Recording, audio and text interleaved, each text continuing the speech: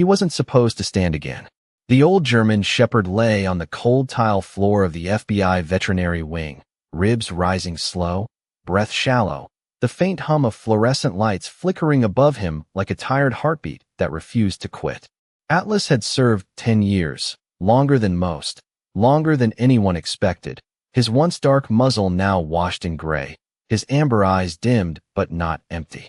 Outside the glass door, voices moved in low, practical tones, signatures scratched across paper, decisions made in ink that did not know the weight of loyalty. Retirement, they called it. A clean ending. A quiet fade. But endings rarely ask for permission. Somewhere down the hall, a plastic evidence bag shifted as an agent set it on a steel counter. Inside it, small and out of place, was a child's knit glove, pink, damp with earth, carrying the faint scent of pine, gasoline, and something colder. Atlas's ear twitched. Just once. Then again. His body did not obey like it used to, but instinct doesn't retire. It waits. It listens. And when it calls, even broken bones remember their purpose. The room smelled of antiseptic and old metal, but beneath it, threading through the air like a whisper only he could hear, was that scent. Faint. Fragile. Human. Atlas's eyes opened wider, catching the light, holding it. He tried to rise and failed, claws scraping softly against tile.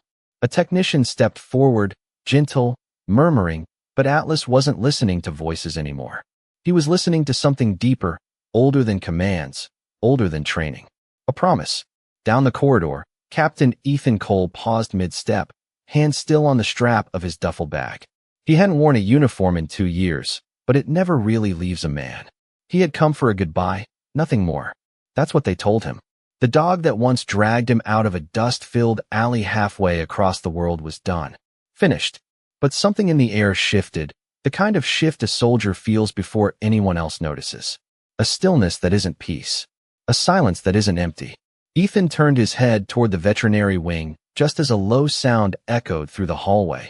Not a bark, not quite a whine. Something in between. Atlas had managed to lift himself halfway, legs trembling, eyes locked not on the people around him, but on the door, on the world beyond it, on something only he could sense.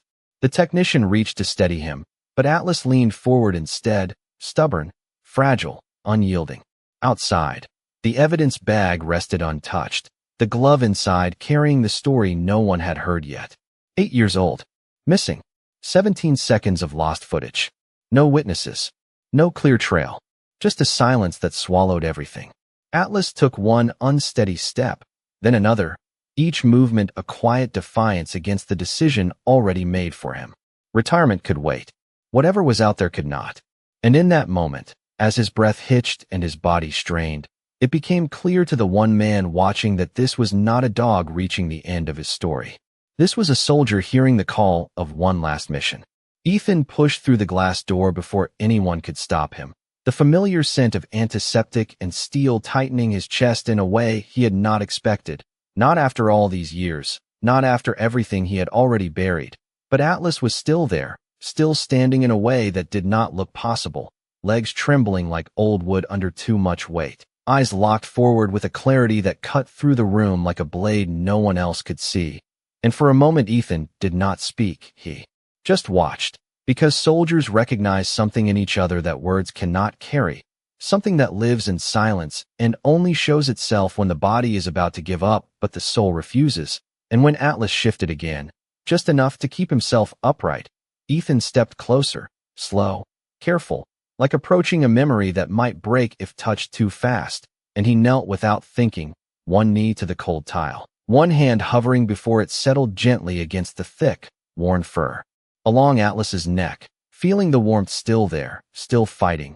Easy, partner, he murmured, voice low, steady, the same tone he had used years ago in a place that smelled nothing like this, but felt exactly the same, tense, waiting, unfinished, and Atlas turned his head. Just slightly, just enough for their eyes to meet.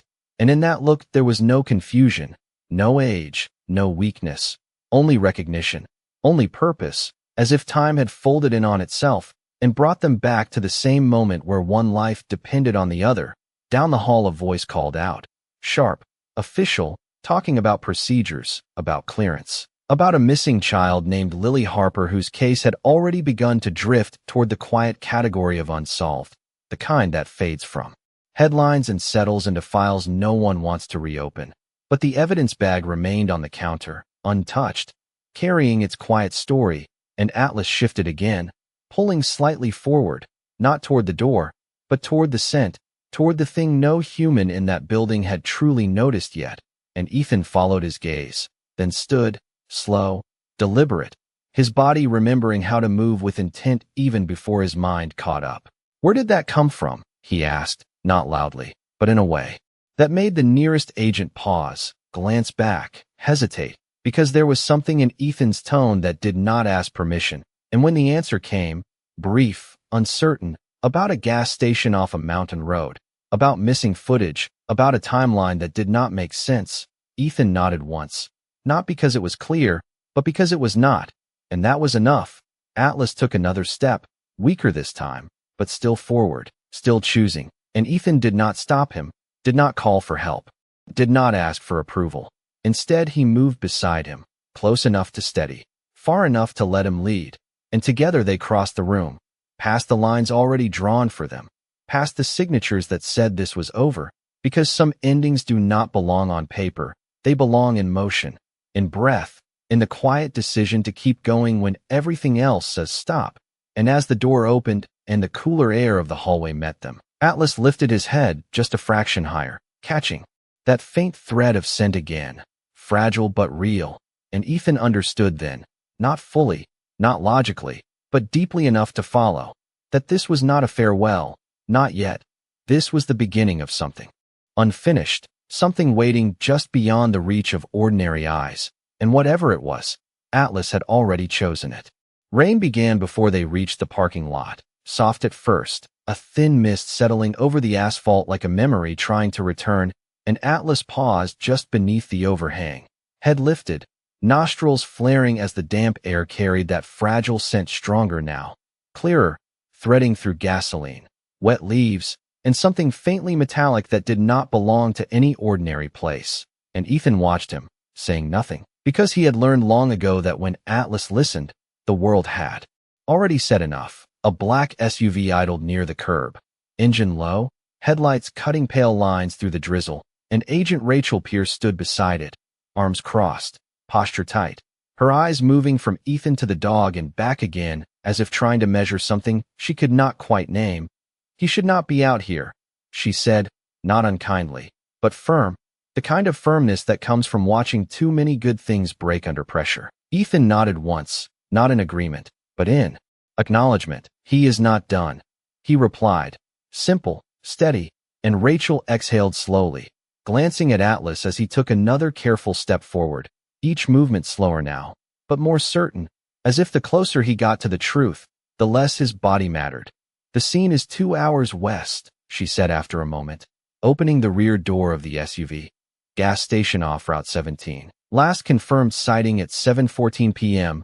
Cameras went dark for exactly 17 seconds, then came back like nothing happened." Ethan guided Atlas inside, settling him onto the rubber mat, feeling the dog's breath steady just enough to hold on. 17 seconds is a long time, Ethan murmured, more to himself than anyone else. Rachel slid into the driver's seat, the wipers beginning their slow rhythm as the rain picked up, and the vehicle pulled onto the road, tires whispering over wet pavement as the city lights faded behind them, giving way to long stretches of dark highway where the only sound was the hum of the engine and the soft, measured breathing from the back. Atlas did not lie down. Not fully. He remained upright as long as he could, head angled toward the window, tracking something invisible, something that lived beyond sight. And as the miles passed, the air inside the vehicle shifted, carrying faint traces of pine and damp earth even before the forest came into view. Rachel spoke again, quieter now. "We searched everything within a 5-mile radius. State police, volunteers, even drones. Nothing." She paused, hands tightening slightly on the wheel. "It is like she just disappeared." Ethan looked back at Atlas, watching the way his ears moved, the subtle tension along his shoulders. "Nobody disappears," he said, calm, certain. They leave something behind.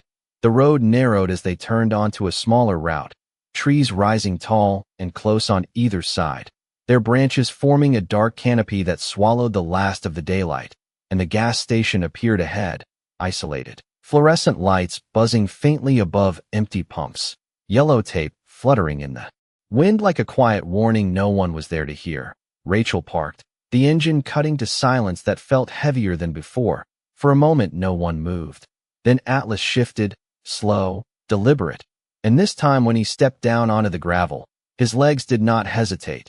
They followed, nose low, drawing in the air with a focus that seemed to pull the world into a single narrow path. Past the pumps, past the storefront, toward the edge of the property where the asphalt gave way to dirt and shadow, and Ethan followed close behind, boots sinking slightly into the soft ground, every sense sharpened, every breath measured, because this was the moment where stories either ended or began again, and Atlas was choosing which one this would be. The edge of the property felt different, quieter in a way that pressed against the ears, the hum of the gas station fading behind them until all that remained was the soft hiss of rain meeting dirt and the distant creak of trees shifting in the wind. And Atlas slowed, not from weakness but from precision, each step measured, nose tracing an invisible line that curved away from the worn tire tracks and into a narrow strip of earth where the ground had been disturbed just enough to matter.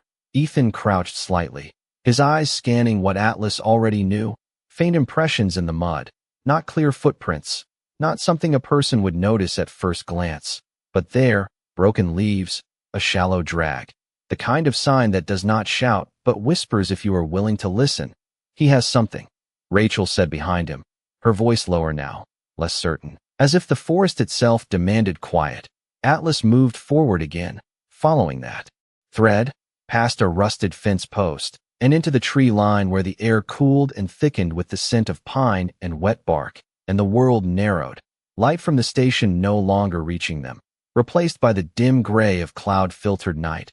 Ethan stayed close, one hand ready, not to lead, but to catch if needed, because Atlas was no longer searching in circles. He was moving with direction, with intent, and that changed everything. A branch snapped somewhere deeper in the woods, not loud, not sudden, just enough to shift the air, and Atlas paused, head lifting, ears forward, body still as if carved from something older than bone.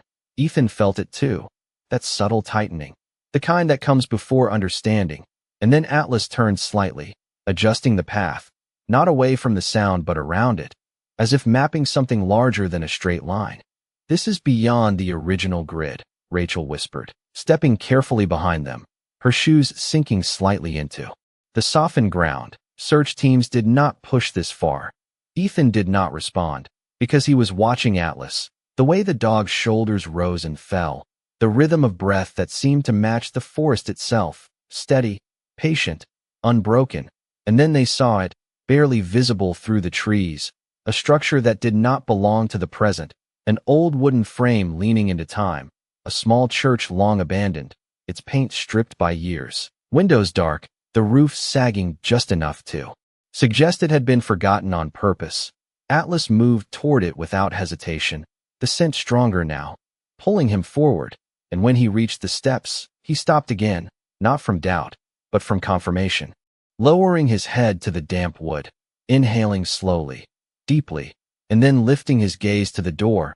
Ethan stepped beside him, eyes tracing the outline of the building, the quiet weight of it pressing in. "Someone brought her here," Rachel said, almost to herself, and Ethan nodded once, because Atlas had already said it without words. The rain softened, falling lighter now, tapping gently against the roof as if marking time. And Atlas placed one paw on the first step, then another, climbing, slowly, deliberately, each movement carrying the gravity of everything behind them, and everything still waiting ahead.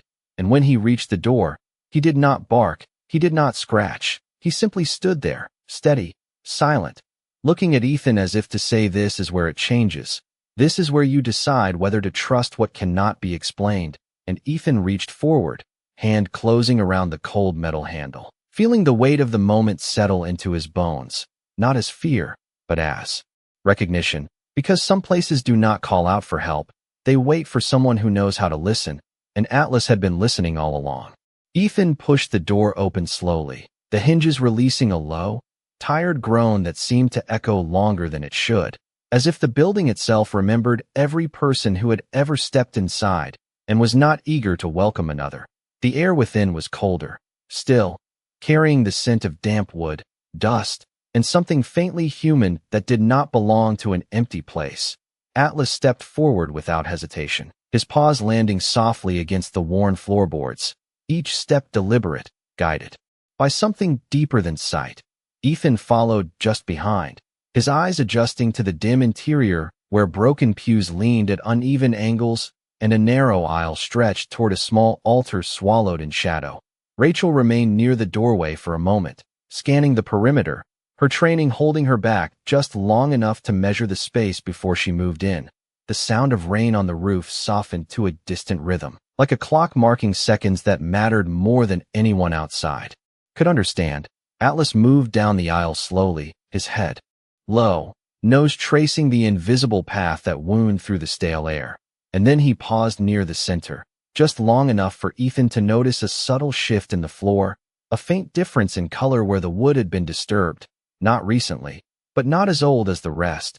Ethan crouched, running his fingers lightly along the surface, feeling the slight give beneath the boards. "There is something under here," he said quietly, not looking up. Rachel stepped closer, her flashlight beam cutting through the dimness, revealing the faint outline of a seam that should not have been there. Atlas let out a soft breath, not a bark, not a whine, just a sound that carried urgency without panic. And then he stepped aside, as if making space, as if inviting Ethan to see what he already knew. Ethan stood and scanned the area, his eyes catching a small iron ring embedded near the edge of the boards. Worn, almost hidden, he reached for it, hesitating only a second before pulling. The wood lifted with resistance at first, then gave way with a hollow sound that echoed through the room, revealing a narrow opening beneath, dark and quiet, the kind of darkness that does not reveal what it holds until you step into it. Rachel knelt beside him, angling the light downward, the beam revealing a short set of steps leading below ground. The air that rose from it was cooler, heavier, carrying that same faint scent that had pulled Atlas all this way, but stronger now, undeniable. Ethan glanced at Atlas, and the dog met his gaze, steady, unwavering. There was no fear in him, only certainty, and that was enough. Ethan reached for the small flashlight clipped to his belt, switching it on, the beam cutting into the darkness below. "Stay close," he said softly. Though he knew Atlas would not need the instruction, the dog moved forward again, placing one paw onto the first step, then another, his body slower now, but still guided, still choosing. Rachel followed behind them, her breath measured, her focus sharp, the world above fading as they descended, each step carrying them further away from the ordinary, further into something hidden, something waiting. And as Ethan reached the bottom, the beam of light revealed a small space beneath the church, walls lined with rough stone, the air still, the silence thick, but not empty, because somewhere in that quiet, there was a presence, fragile, faint, but real, and Atlas moved toward it, every instinct pulling him forward, as if this was the moment everything had been leading to, as if this was where the story refused to end. The air below the church felt heavier with each step, thick with damp stone, and something quieter that pressed gently against the senses, and Atlas moved deeper into the narrow space, his breathing slow but focused, his body no longer trembling with uncertainty, but with effort, the kind that comes when purpose outweighs pain. Ethan kept the beam of his flashlight steady, sweeping across the rough walls, catching glimpses of old wood crates, rusted hinges, forgotten objects that had no place in a house of worship, and yet none of it mattered, because Atlas was not searching for things, he was following a presence, a thread that only he could trace. Rachel stayed close behind, her light overlapping Ethan's, their shadows stretching along the stone like silent witnesses. And then Atlas stopped, not abruptly, but with a quiet finality, his head lowering toward the far corner of the room where the darkness seemed just a little less empty. Ethan stepped beside him, angling the light carefully, revealing a small shape curled near the wall, still, fragile, wrapped in a thin jacket far too light for the cold, and for a moment no one spoke, because the silence carried too much weight. Then a faint movement, barely there, a small shift of fabric, a breath that was soft but real. Ethan exhaled slowly, the tension in his chest easing just enough to move forward. "Lily," he said gently, not loud, not urgent, just enough for the name to find its way through the quiet. The small figure stirred again, a weak response, not words, just awareness, and Atlas stepped closer, lowering himself carefully to the ground beside her, his body folding with effort, but steady, protective, his head resting near her arm as if to say you are not alone anymore. The girl's fingers moved slightly, brushing against his fur, instinct finding comfort even before understanding caught up. Rachel knelt quickly, setting her light aside, her hands moving with calm precision as she checked for signs of awareness, her voice soft, reassuring. "She is here, she is breathing, she is with us." Ethan reached for his radio, speaking clearly now, controlled, calling in the location, requesting immediate medical support, but his eyes never left Atlas, because the dog had not moved, not away, not even to rest fully. He remained there, watching, guarding, as if this moment was the only one that mattered, the one everything had been leading toward, the one that justified every mile, every breath, every step taken when stopping would have been easier. And as the sound of distant response crackled through the radio, and the world above began to move again toward them, Atlas finally let his head lower just a fraction more, his eyes still open, still fixed on the small life beside him, as if making sure she would stay, as if confirming that this time, the story would not end in silence. And Ethan understood then, not in words, but in something deeper, that this was not about proving anything to anyone, not about one last case or a final act.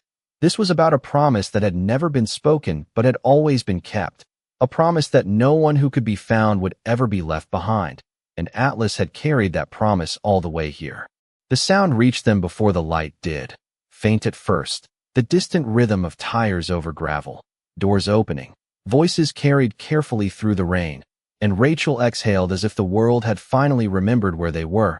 But Ethan did not move yet. Because Atlas had not moved, the old dog remained beside the girl, his body curved slightly around her, not touching too much, not crowding, just present, steady, the way only something that understands quiet protection can be.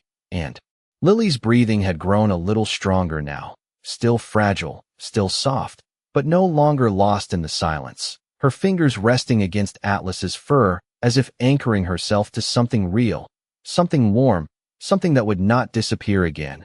"You are safe," Rachel whispered, more than once, her voice low and even, the kind that builds trust without asking for it. And when the first beam of a responder's flashlight cut down the stairwell, the space seemed to shift, not with urgency, but with relief. Careful footsteps followed, measured, respectful of the narrow descent, and then two paramedics entered the room, their presence calm, practiced, one kneeling beside Lily, the other preparing a blanket, their movements efficient but gentle, no sudden gestures, no raised voices, just a quiet understanding that this moment belonged to more than procedure. Ethan stepped back just enough to give them space, his eyes still fixed on Atlas, because now, with the girl found, with the call answered, the mission had changed, and Atlas felt it too. His ears flicked once toward the new voices, then settled again, his gaze softening, not with weakness, but with completion, the kind that comes when something unfinished finally finds its end. The paramedic spoke, softly as he checked Lily's condition, reassuring her, asking simple questions, her responses faint but present, and when they lifted her carefully into the blanket, her hand tightened slightly in Atlas's fur, a small resistance, a silent request not to lose what had just been found. Ethan knelt quickly, placing a steady hand over hers. "He is right here," he said, his voice calm, unwavering, and Atlas, as if understanding the promise in those words, shifted just enough to stay within her reach. Even as the paramedics prepared to carry her up the steps, the moment stretched, fragile and full, and then slowly, carefully, they began the ascent, each step taken with purpose, with care, the light above growing brighter with every inch. and when they reached the opening, the rain greeted them again, softer now, almost gentle, as if the storm itself had quieted to watch. More agents had gathered near the church, their silhouettes outlined by flashing lights that never felt harsh in that moment, because the tension that had filled the night had already begun to lift. Rachel followed close behind, speaking briefly with the team, her voice returning to its firm clarity, but her eyes still carried something deeper, something changed. Ethan remained at the base of the steps for a moment longer, turning back once, scanning the small space where it had all come together, the hidden, the lost, the found. And when he looked down again, Atlas was still there, still standing, though barely now, his strength spent not in failure, but in fulfillment. Ethan stepped beside him, resting a hand gently along his neck, feeling the slow, steady rise of breath. "You did it," he murmured, not as praise, but as recognition, and Atlas leaned slightly into the touch, not for support, but for acknowledgement, as if to say the promise was kept. And above them, as Lily was carried into the waiting light, the world moved forward again. But something in that quiet place beneath the church would remain, a moment where a life was found because one old dog refused to stop listening. The rain had eased into a quiet drizzle by the time the ambulance doors closed, their soft metallic click echoing just enough to mark the end of one moment and the beginning of another, and the red and blue lights that pulsed across the wet ground no longer felt urgent. They felt distant, like something already passing into memory. Rachel stood near the edge of the clearing speaking with the responding agents, her voice steady, precise, outlining what they had found, but there was a subtle shift in her tone now, less rigid, more certain, because the unknown had taken shape. And across the clearing Ethan remained beside Atlas, one hand resting lightly against the old dog's shoulder as they watched the vehicle pull away, carrying Lily toward warmth, toward voices that would not fade, toward a life that had almost slipped into silence. And Atlas did not follow with his eyes, not fully, as if he already understood that his part in her story had reached its end, his breathing slower. Now, each inhale measured, each exhale carrying the weight of what had been given. Ethan crouched beside him, lowering himself to the damp ground without hesitation, the cold seeping through his jeans unnoticed. "You held on just long enough," he said quietly, not expecting a response, not needing one, because Atlas had never been a dog of noise. He had always been a dog of knowing, and the knowing was still there, steady, unbroken. Rachel approached after a moment, her boots pressing softly into the mud, her gaze settling on Atlas with something close to reverence. "He led us past the grid," she said, more to Ethan than anyone else. "There is no way we would have found that place in time." Ethan nodded once, his hand moving gently along the ridge of Atlas's back, feeling the familiar lines of muscle now, softened by age but still carrying the memory of strength. He was not looking for a place, Ethan replied, voice calm. He was following a truth. Rachel glanced toward the old church, its silhouette barely visible through the thinning rain, and something in her expression shifted, a realization that stretched beyond procedure, beyond reports, into something harder to explain. "We will process the site at first light," she said. But the words felt secondary now, as if the most important part had already been done in silence, without cameras, without recognition, just a man and a dog choosing not to stop. A nearby agent approached, speaking quietly about a person of interest, about inconsistencies in statements, about someone who had been too close to the investigation for too long without drawing notice. And Rachel listened, her focus sharpening again, because the work was not finished, not entirely. There were still answers waiting above ground, still truths that needed to be brought into the light. But when she looked back at Atlas, she understood that the hardest part had already been carried, not by a team, not by a system, but by one aging dog who refused to let a scent fade into nothing. Ethan rose slowly, one hand still resting on Atlas as he helped him stand, the dog's legs unsteady now, but willing, always willing, and together they moved away from the church, away from the place where silence had almost won, toward the vehicles, toward the world that would soon try to explain what had happened in words that could never quite hold it. And as they reached the edge of the clearing, Atlas paused just once more, turning his head slightly back toward the trees, not as if searching, but as if closing something, a chapter, a promise, a path that had led him exactly where he needed to go. And then he faced forward again, ready to leave, not because he was done, but because what needed to be done had finally been completed. Morning came softly over the Appalachian hills, a pale light stretching across wet leaves and quiet roads as if the world itself needed time to breathe again. And the hospital corridors carried that same stillness, not empty, but gentle, the kind that follows something that almost went wrong but did not. Ethan stood just outside a small room, his hand resting against the frame as he watched through the narrow glass. Inside, Lily sat upright in the bed, wrapped in a blanket too large for her shoulders, her hair still tangled from the night before, but her eyes clearer now, present, alive, and beside her chair, carefully placed like something sacred, was Atlas, lying down at last, his body still, his breathing slow but steady, the rise and fall of his chest no longer strained, just quiet, as if the weight he had carried had finally been set down. Rachel stood a few feet behind Ethan, her arms folded loosely, her posture no longer rigid. "She keeps asking if he is staying," she said, softly, not looking away from the scene inside. Ethan gave a small nod, his voice low. "He is not going anywhere." And inside the room, Lily reached down, her small hand brushing gently against Atlas's fur, the same instinctive touch from the night before, only now it carried no fear, only gratitude.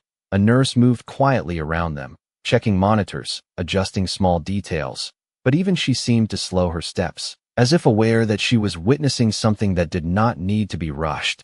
Outside the hospital, the investigation had already begun to unfold, names being spoken more carefully, questions being asked with new clarity, and somewhere in that process, the truth that had hidden beneath routine and assumption was beginning to surface, not through force, not through noise, but because one path had been followed all the way to its end. Rachel glanced down at the folder in her hands, then back at Atlas. There were signs we missed, she admitted, not as regret, but as recognition. Ethan did not answer right away, his gaze still on the dog. On the way, Atlas's ears shifted slightly at the sound of Lily's voice. Even in rest, even in stillness, he was listening. "Sometimes," Ethan said after a moment, "the truth does not speak loudly. It waits for someone willing to hear it." Rachel exhaled, a quiet acceptance settling in, because she understood now that not every answer comes from procedure.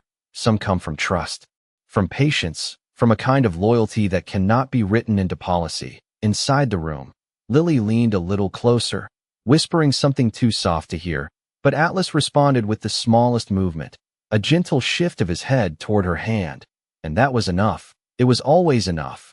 Hours passed without urgency, sunlight growing stronger against the windows, filling the room with a warmth that felt earned. And when Ethan finally stepped inside, he did not speak at first, he simply moved to Atlas's side, lowering himself carefully, one hand resting along the dog's neck, feeling the calm there, the quiet, the peace. "You can rest now," he said softly, not as an order, but as permission, and Atlas's eyes, still open, still aware, lifted just enough to meet his, not with the sharp focus of a working dog, but with something gentler, something complete, as if acknowledging that the mission had ended not in noise or recognition, but in something far more lasting, a life returned, a promise kept, and a bond that would carry forward long after the case file was closed. Outside, the world continued as it always does, cars passing, voices rising and falling, stories beginning and ending. But inside that quiet room, time held still just long enough for a different kind of ending, one not marked by finality, but by grace.